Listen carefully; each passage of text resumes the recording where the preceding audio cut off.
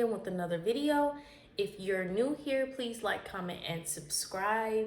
If you're not new here, then you know what it is. We're continuing in the series of Lawyer Life Unfiltered, and today I'm going to be making a video on a serious topic that I don't feel is discussed enough, that I just haven't found a lot of people that actually speak about this topic that I'm going to get into, and that is the pressures of the legal career, especially on young attorneys and young lawyers. So, you guys, I feel like from a personal level, I have experienced firsthand pressures, both internal, self-imposed, and external, that my decision to go into the legal career and the legal field has placed upon me. And don't get me wrong when I say this, you guys. I do think that practicing law is a very prestigious and rewarding career, but it often comes with these pressures that no one really talks about. And that is with the exception of a lawyer that told me before I went to law school that he said, he literally was sitting at the table and he's like, don't go. And as an undergraduate, I was like, what do you mean don't go to law school? Like, are you crazy? Like, I can do whatever I want. Like, I've worked so hard to even get here. And I was just at the time did not understand what he meant. And while I don't regret becoming an attorney, it does come with the pressure, and that's something that just has to be said. If you're an aspiring attorney, I don't mean to, discourage you. I just want to let you know the truth of the matter. So I wrote down notes for you guys in my trusty, iPad, so that I can get everything that I want to say out. So, like, when I started law school, I was coming straight out of undergrad. I literally had 3 weeks between my finishing undergrad, the summer semester, and me starting law school. So when I actually got into law school, I did not have a break. And I feel like a lot of young lawyers, they kind of go straight for it. They don't get a break. There's kind of like, you're diligent, you're focused, you have a goal, and you're gonna achieve that goal. So and that's fine. But it does come with anxiety. It can come with depression. It can come with not feeling like you're enough for this profession. And in the future, that may cause mental strain.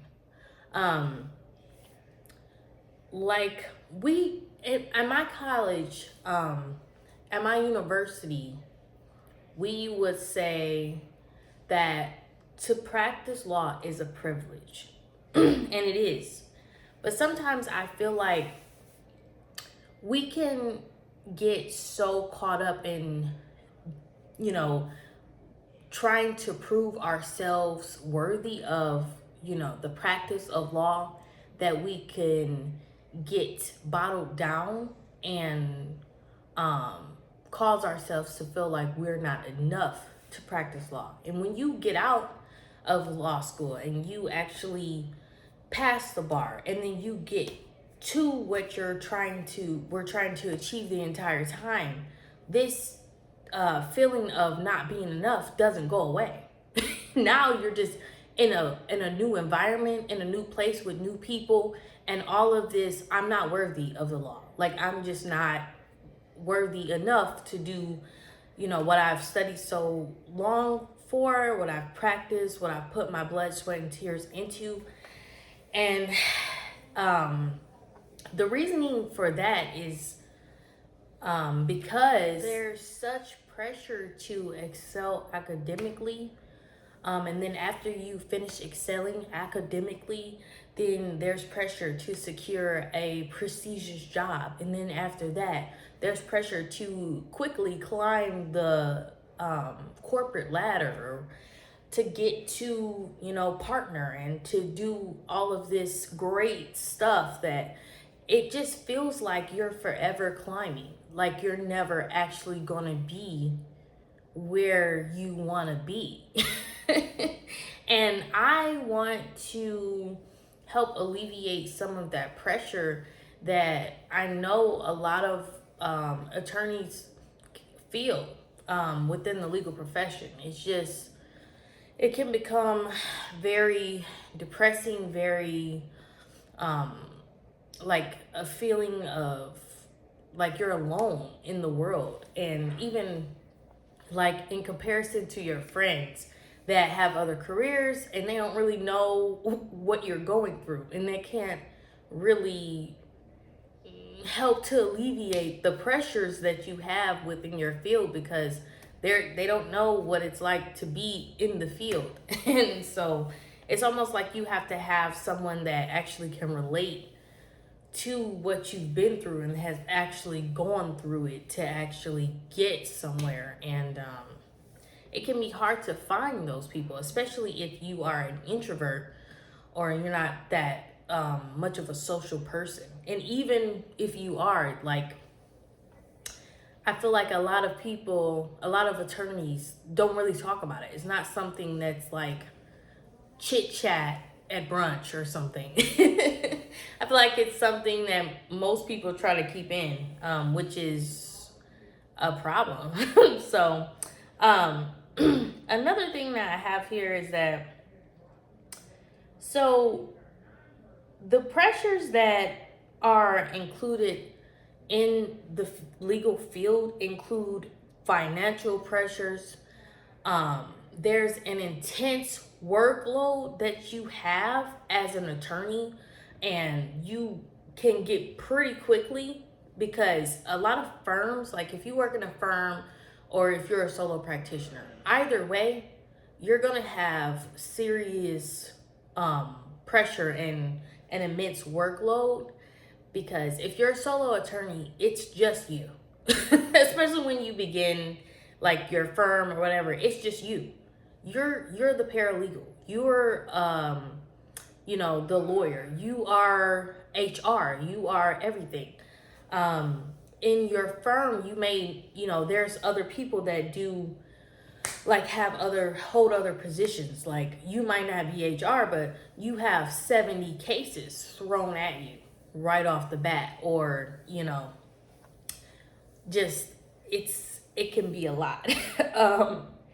And also, just the high expectations, like I said, that we impose on ourselves and other people impose on us. So as an attorney, what I've experienced is that people think, even before I passed the bar exam, people think that you know every single thing about every law everywhere.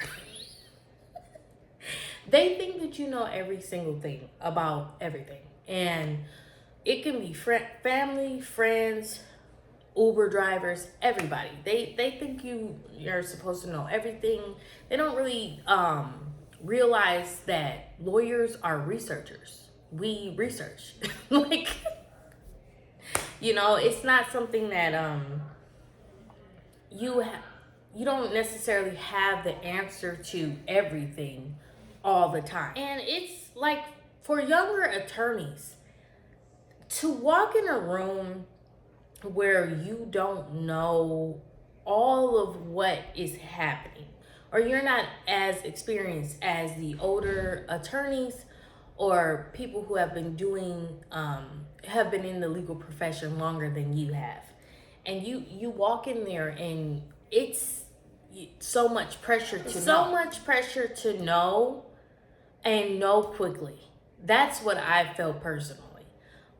There's just a ticking clock to be able to grasp the law, analyze the law, you know, implement the law, and kind of just go forward and move up the ladder. And if you have felt that type of pressure, I'm just here to let you know that you are not alone.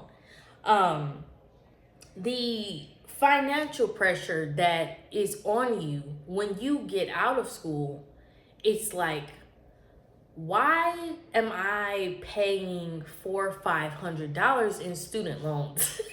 Like, why am I having to do that when I went to school, I did what I needed to do, I put work in to become a productive citizen, like everybody wanted, and now I have to pay for it, literally. And so at that point, your your gross income, it can, when people hear what attorneys make, it can seem like a lot. But after you take out, all of those things, the student loans, your car note, all of these bills that everyone has, it's really not as lucrative.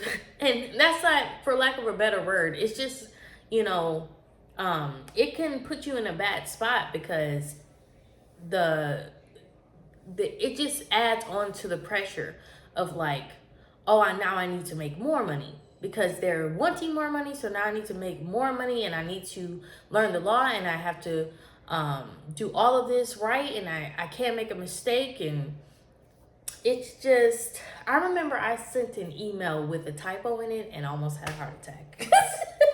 Because that's how high the stakes were.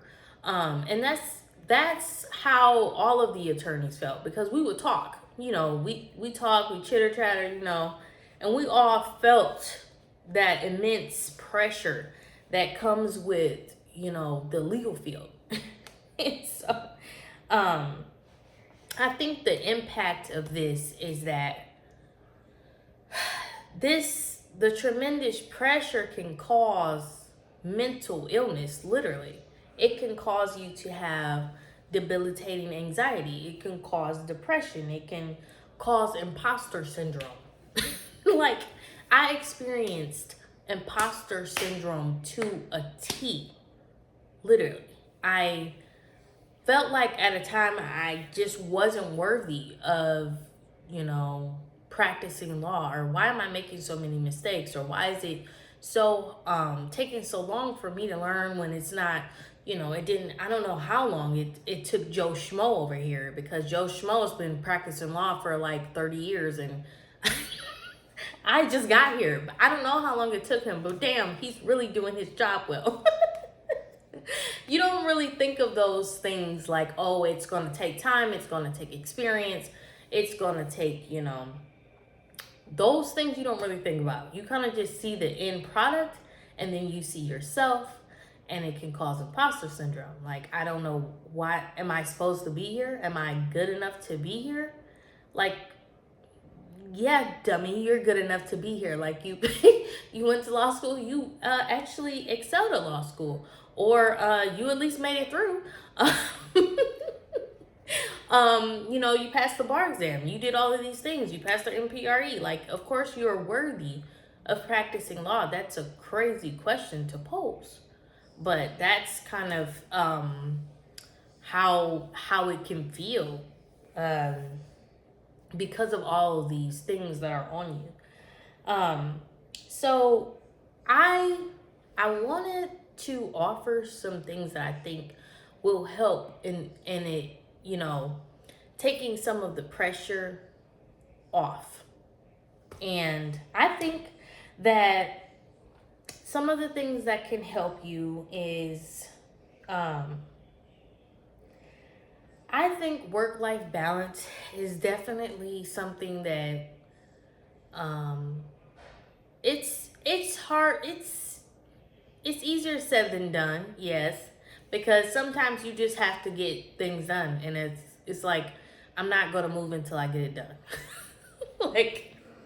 But if you try your hardest to implement work-life balance, and that might be moving some of your schedule around. Maybe you wake up earlier so that you can get a workout in, or you wake up earlier so you can, do something that has nothing to do with the practice of law, but all to do with maintaining your mental health and maintaining your mental wellness. Or like, go to a pottery class, or, take some walks or something. Do something, because if you don't, you will burn out. That's what all of this, that's the result of all of this pressure and all of this, the lengthy expectations on, young lawyers and lawyers in general. Um, and then also, I had to learn this, and I'm still learning this, but you have to set boundaries. Yeah, you have to set boundaries, okay? And that might be saying, my hours are from this time to this time, and that's it. I'm not going to answer the phone at 7 p.m. because my hours are from this time to this time. And so I'll get to that tomorrow. And I mean that literally. Because if you, some clients will call you at 10 o'clock in the night and expect you to answer. And, not even just clients, but sometimes opposing counsel. Sometimes, you have like a very demanding boss, and they expect you to be up at 11 p.m. Okay, maybe not. Maybe that's not the position for you, You have to do what you need to do to prioritize your mental health, to help alleviate the pressure that is on all attorneys and all lawyers. So,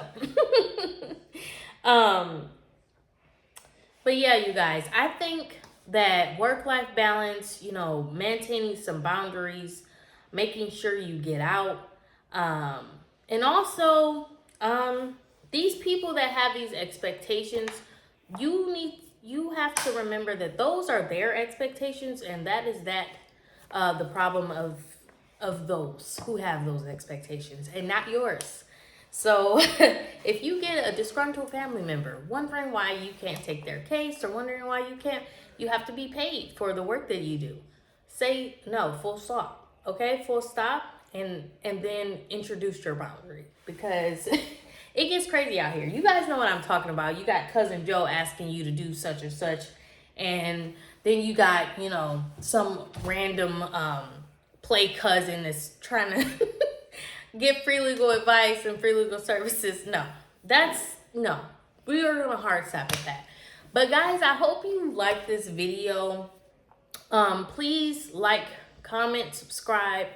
Let me know some of the pressures that you guys have or are experiencing, and I'll do my best to give you some advice for that. Speaking of advice, this video does not constitute legal advice. This video does not create an attorney-client relationship, in case someone is confused. But anyway, please guys, do all of that. Like I said, like, comment, and subscribe, and stay tuned for another video in my series, Lawyer Life Unfiltered. But until then, you guys know what it is. It's XOXO Gossip Girl.